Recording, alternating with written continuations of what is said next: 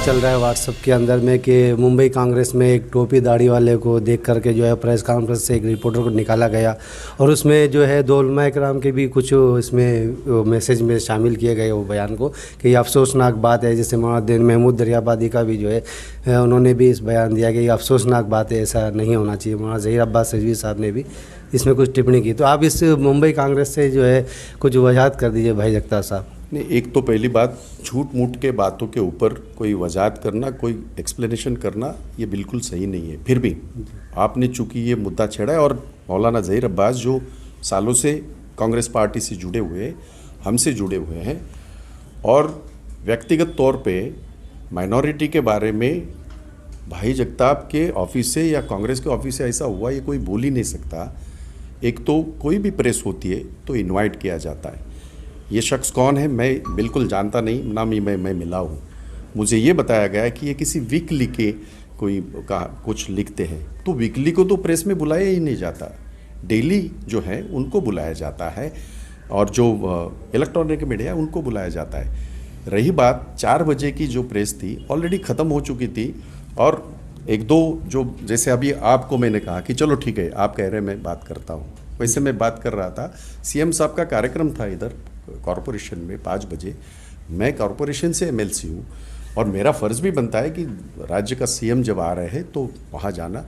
मैं निकल गया। तो ऐसा कोई भी वाक़या यहाँ हुआ नहीं है।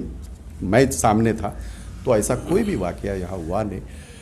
कुछ लोग, मुझे पता है और इसकी तहकीकात मैं करूँगा और पुलिस में भी मैं बाई चांस में जाऊँगा इसके बारे में, कि कुछ लोग इस तरह का जो षड्यंत्र कर रहे हैं और जानबूझ के कांग्रेस को बदनाम करने की जो कोशिश कर रहे हैं।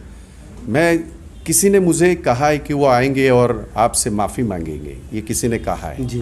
अगर 1-2 दिन में ये बात नहीं हुई तो मैं पुलिस को इस बारे में इत्तला करूँगा और इस तरह बेहुदा कांग्रेस पार्टी को बदनाम करने के जो लोग ऐसे जो कोई कोशिश अगर कर रहा है तो मैं उनके खिलाफ में कार्रवाई करने के लिए पुलिस को कहूँगा।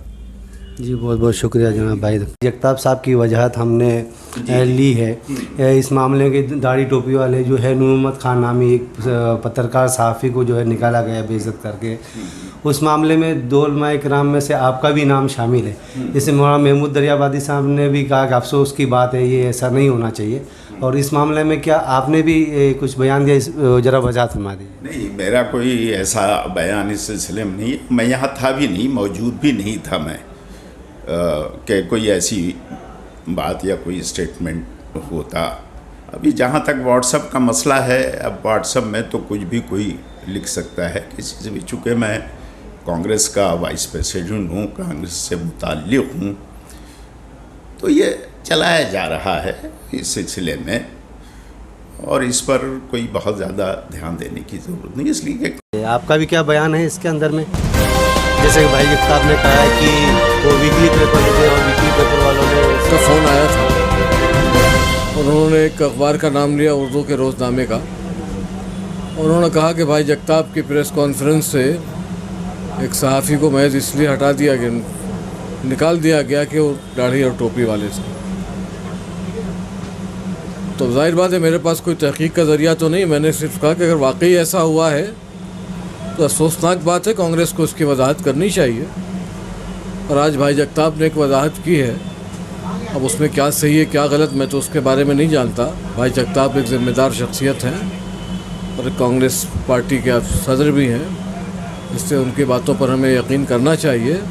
लेकिन साथ ही हम कांग्रेस से ये भी उम्मीद रखते हैं कि मुसलमानों की फलाह के सिलसिले में कोई बाज़ाब्ता हुकूमत में शामिल हैं, तो बाज़ाब्ता कोई ऐसा बुनियादी काम हम ऐसी उम्मीद रखते हैं कि भाई जगताप की सदारत में कांग्रेस को मुसलमानों के सिलसिले में कोई बुनियादी काम अंजाम देगी, ख़ास तौर पर मुस्लिम रोज़गार के लिए और तालीम के सिलसिले में। जी बहुत बहुत शुक्रिया जनाब।